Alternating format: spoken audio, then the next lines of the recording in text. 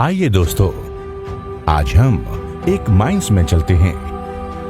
यहाँ साथीगण अटेंडेंस लगा रहे हैं और ये है shift in charge room. Shift in charge की देखरेख में ही पूरे शिफ्ट का परिचालन होता है, जिनके द्वारा अलॉटमेंट का कार्य किया जाता है। शिफ्ट इंचार्ज और सुपरवाइजर अपने रूम से निकलकर कैंटीन की ओर जाते हैं, जहां एक साथ सारे वाहन ऑपरेटर जमा होते हैं। तभी शिफ्ट इंचार्ज सभी वाहन ऑपरेटरों से कहते हैं, आपका अलॉटमेंट निकल गया है। क्या आपको डंपर चलाने के नियम मालूम हैं? जी सर। कोई भी व्यक्ति खदान के अंदर डंपर नहीं चलाएगा जब तक कि उसे खान प्रबंधन द्वारा अधिकृत नहीं किया जाता है। सर, क्या आप बता सकते हैं कि एक डंपर चालू करने से पहले एक ऑपरेटर को डंपर की क्या क्या जांच करना अनिवार्य होता है? सर, हम बताते हैं।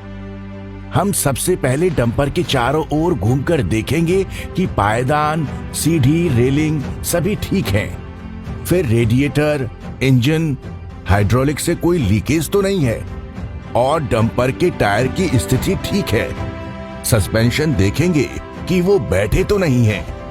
फिर डंपर में चढ़कर सभी सेफ्टी के उपकरण जैसे headlight, horn, backlight, panel light, real vision camera, audio visual alarm, OITDS panel, proximity sensor, seat belt एवं AFDSS काम कर रहे हैं या नहीं।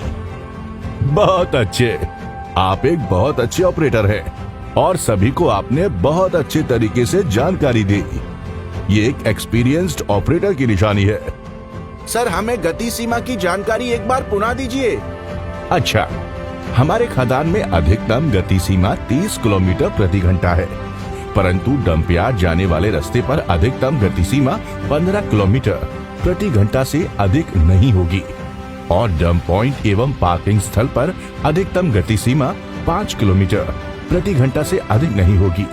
साथ ही ढलान में उतरते वक्त वाहन की गति सीमा नियंत्रण में रखें और RAC स्विच का उपयोग करें।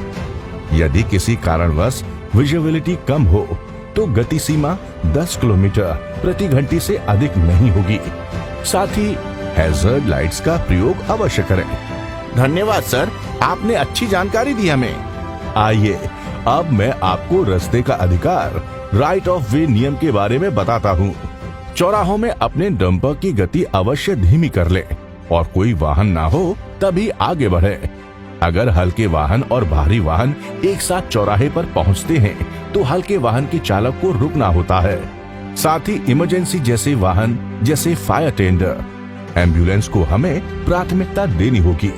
साथ ही वाटर स्प्रिंकलर एवं ग्रेडर को भी हमें प्राथमिकता देनी होगी।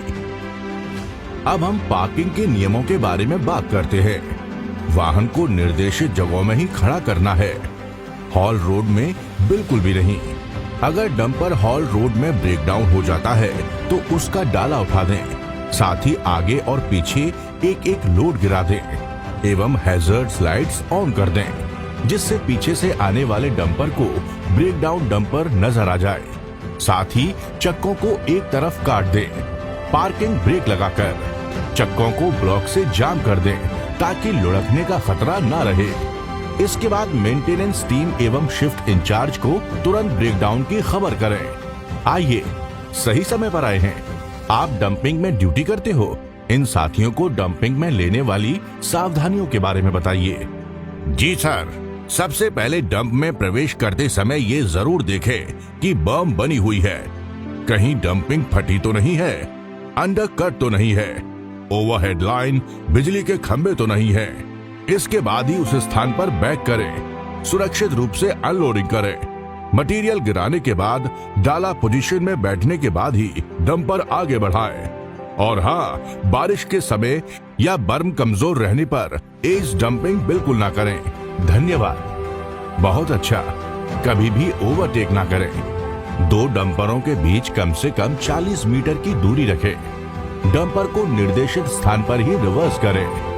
डंपर चालू करने से पहले 2 हॉर्न बजाकर एवं रेयर व्यू मिरर और ब्लाइंड स्पॉट मिरर में देखकर सुनिश्चित होने के बाद ही आगे बढ़ें और मोबाइल का प्रयोग कदापि ना करें। दोस्तों, हमारे शिफ्ट इंचार्ज इतना सोचते हैं तो हमारा भी कर्तव्य बनता है कि हम सभी सुरक्षा के नियमों का संपूर्ण पालन करें और डंपर चलाते समय मोबाइल का कभी प्रयोग ना करें। हाँ, सही बात है सर। हम इन नियमों का पालन करके अपने माइंड्स को सुरक्षित और प्रोडक्टिव बनाएंगे। जी हाँ, आप भी ट्रैफिक रूल्स का अनुपालन कर अपनी माइंड्स को साथ ही अपने आप को सुरक्षित रखें। धन्यवाद।